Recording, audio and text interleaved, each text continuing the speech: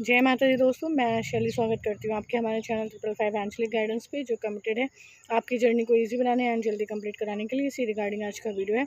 और आज का वीडियो पूरा स्टार्ट करने से पहले पूरा चार्ज देते हैं गणपति बप्पा, माता निवास शिव को, एंजल्स एंड सिस्टर्स को, ताकि आपको बेस्ट हेल्पफुल वीडियो प्रोवाइड की जा सके। चलिए शुरू करते हैं।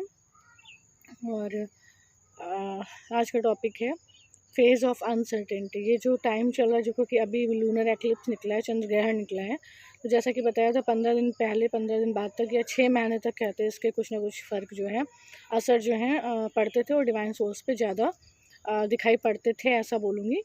तो ये चीज़ें होती थी। तो अब हमें यहाँ पर एक चीज़ होती है फेज़ ऑफ अनसर्टेनिटी, जहाँ पे ऐसा लगता है कि कोई डिवाइन सोल जैसे बैलेंस नहीं क्रिएट कर पा रही थी, जबकि वो बैलेंस्ड है। रियलिटी ये है कि डिवाइन सोल हमेशा बैलेंस्ड है, पर वो मतलब ऐसे दिखता था कि वो बैलेंस नहीं क्रिएट कर पा रही थी। ठीक है, तो फेज़ ऑफ अनसर्टेनिटी किस बात की? तो डिवाइन सोल में एक ही फेज़ ऑफ अनसर्टेनिटी होती है कि क्या ये जर्नी कंप्लीट कर पाएगी डिवाइन सोल या नहीं कर पाएगी। ठीक है, ये अनसर्टेनिटी क्योंकि क्या होती है, माया क्यों क्या है, फिजिकल बॉडी, माया क्या है, आपके द्वारा किए गए कर्मास।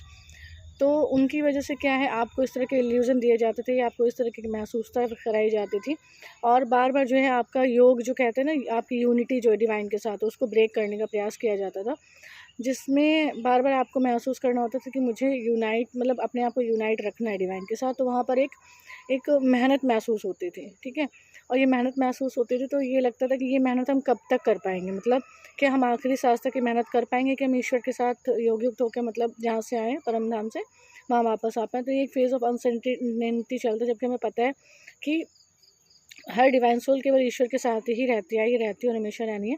पर ये एक फेज़ ऑफ अनसर्टेनिटी क्रिएट हो रहा था इस लूनर एक्लिप्स के रिजल्ट्स की वजह से।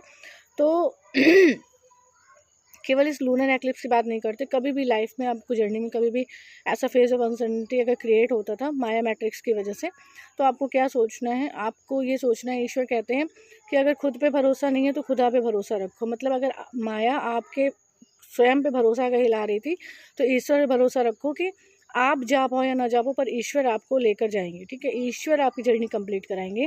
ये फेथ आपको ईश्वर पे रखना होगा। और ऐसा नहीं कि केवल आपके ऊपर से ही आपका फेथ हिलाया जाता था माया मैट्रिक्स के द्वारा, ईश्वर के ऊपर से भी हिलाया जाता था, लेकिन फिर भी उसके बाद भी आपका ईश्वर भरोसा हो कि करण करावनहार वो हैं। दिखता ऐसा है कि हम कर रहे हैं, पर कर एक्चुअली वो रहे हैं। तो यहाँ पर क्या करना होता है, सरेंडर करना होता है, तभी हम फेज़ ऑफ अनसर्टेनिटी से बाहर जा पाएंगे।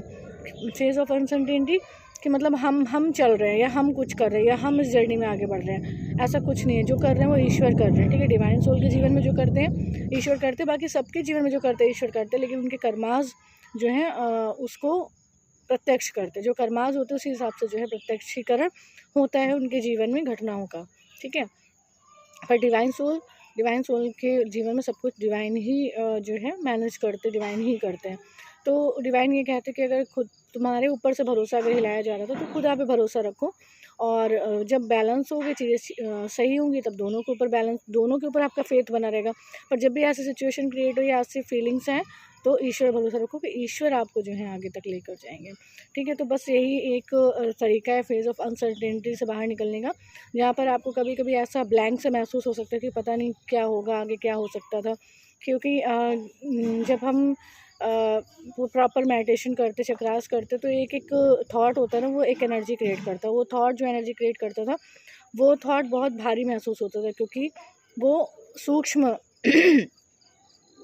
वो सूक्ष्म में जो है हैवी फील कराता था। ठीक है, तो वो क्योंकि वो एक थॉट जो होता है, वो जब हमें लगता है कि वो थॉट हमारे अनुकूल नहीं है या सही नहीं था, तो हमें एक तरह से गिल्ट अंदर क्रिएट करता था, जिसकी वजह से हमें लगता था पता नहीं ये, मतलब ये जो हम मैनिपुलेशन करते हैं अपने आप को समझाने की डिवाइनली कि हमको डिवाइन जर्नी करनी है और हमारी डिवाइन जर्नी, और हम यहाँ पर एक आत्मा है और आत्मा की जर्नी करने, इन सब में कैलकुलेशन में, मैनिपुलेशन में जब हम रहते हैं, तो हमारा माइंड ये करता है कि हम कब तक इस चीज़ को मतलब कर पाएंगे, खींच पाएंगे।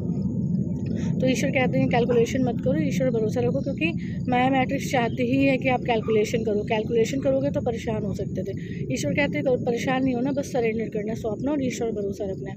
इस तरीके से आप फेज़ ऑफ अनसर्टेनिटी से बाहर निकल जाएंगे। तो ये छोटी सी ट्रिक थी, छोटी सी बात थी, जो बहुत बड़ा रिजल्ट आपकी जर्नी में आपको दे सकती है।